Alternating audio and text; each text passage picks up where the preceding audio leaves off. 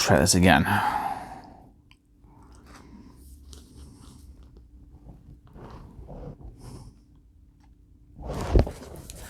Hey again, everybody, this is Comic Book Hangover. It is Thursday, so that means it's time for my weekly haul, weekly review video. This is episode 101.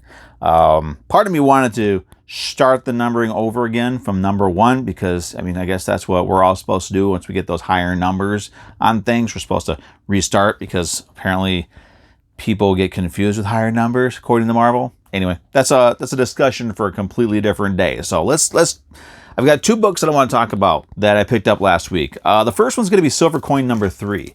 Now, this is a series that recently graduated to an ongoing series, which is awesome. It is a horror anthology. Every issue is going to be a different story. It's going to be a different creative team. The one connecting thing throughout the series is the silver coin, thus the title, that goes from person to person. Now, the first issue was about a guitar player who had dreams and delusions of grandeur, and the coin helped him achieve that, but with kind of a twist. Last issue, number 2, was sort of an homage to 80s slasher films. This one, I get the feeling that with this one, they're going to start building a mythology. They're going to start working on the mythology of this, because there's an old man at the beginning of this who has the coin. We start off where he is being robbed by these 3 punks, these 3 thugs. The old man has a heart attack and dies. And the girl, there's 2 dudes and a chick. The girl takes the coin, and then she kind of gets possessed by it. And it takes her it inadvertently causes a car accident, and then it leads her through the woods where she is surrounded by these weird looking creepy things, and I'm assuming are previous victims of the coin. And it leads her to a cabin, and when she gives the coin to this man, I'm assuming it's a man. It's a dude that kind of he's got a cowboy hat on and looks like a long trench coat. It's all silhouette, so you can't see him. But then she becomes free of the possession, has no idea where she is, and the individual who she gave the coin to thanked her by setting her on fire. So it's a very interesting story, and that goes to the whole thing, but it's still an interesting read. The pacing on it was really well. I really enjoyed the art for it too. This is the sort of example of how this series is going to go. This is definitely going to stay on my pull list for the foreseeable future. I really like this, and if you're looking for a good horror anthology series, this is definitely something to check out. It's not over the top. It's not graphic or gory or anything like that. It's good sort of Tales from the Crypt, Tales from the Dark Side type horror. Really good stuff. I really, really enjoyed it. The other one from last week that I want to talk about is Stillwater number 8. Now, this is one of those cool stories that I was hoping that we would get in this series, where we sort of take a step back from the main narrative and we focus on one of the characters from Stillwater. And in this one, we focus on the sheriff of Stillwater. And we find out who she was before she was sheriff. She's not originally from Stillwater. She's from somewhere else. And she was a pencil pusher, basically. She worked with all the bureaucratic red tape. And through a series of events, she wound up having to investigate Stillwater, and had met with the sheriff, and the sheriff it's a whole series of events that happens that really kind of, in a neat way, leads her to becoming the sheriff. And so we get this whole story. That's the bulk of the story. And then at the end of it, we get today, what's happening now, where she was gone and she's coming back, and town hall's exploded, and there's these weird guys that are kind of taking over, and it's just really well done. This is a great series. I cannot recommend it enough. All right, now, before we get into the books that I picked up this week, I want to remind everybody that tomorrow, Friday, is going to be the next installment of Full Run Friday.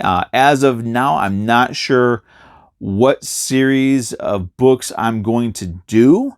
I've been thinking about it all week. I haven't been able to, I haven't even really been able to narrow it down and kind of narrow down the list.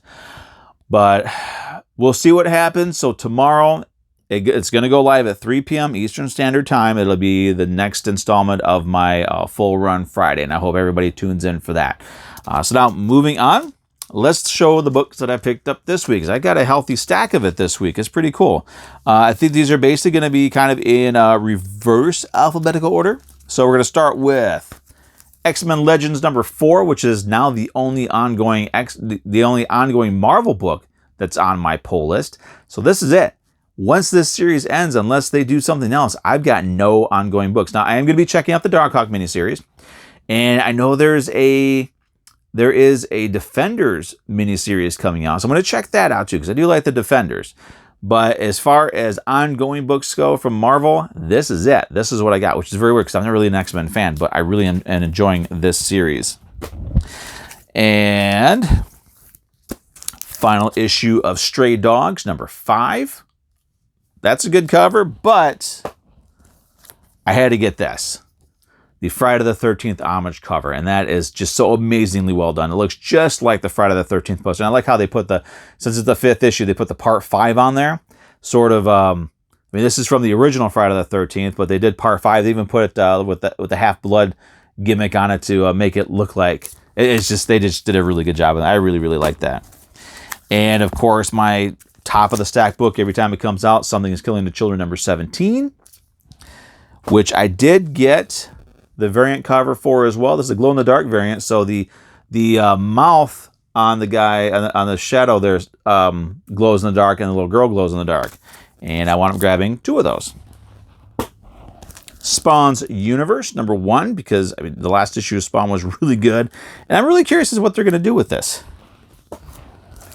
Radiant Black, number 5. Robin, number 3. Still loving that book. Power Rangers, number 8. And finally, Black Friday, number 3. This is the final issue of the series. I can't wait to check this one out. And that is it. That is what I've grabbed. This is what I grabbed this week. A nice stack of books. I think next week is going to be pretty small. So it seems like I get one big week, and then the next week it's kind of small. So we're going to see what happens. But that's what I've got. So tune in tomorrow. Full Run Friday. Again, I'm not sure what I'm going to do, so it's going to be a surprise, sort of a grab bag, I guess. And next week, of course, going to tune in. Please tune in for the next edition of my weekly haul, weekly review video.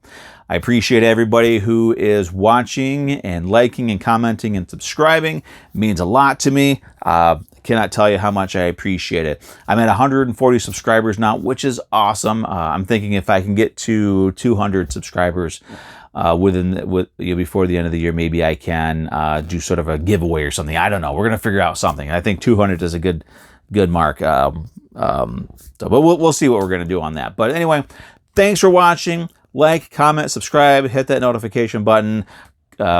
Share the video on your social media if you like what I do and you want to share what I'm doing here, even if it's my Full Run Friday series.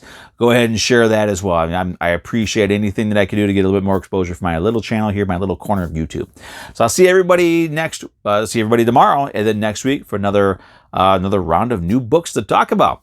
Have a good night.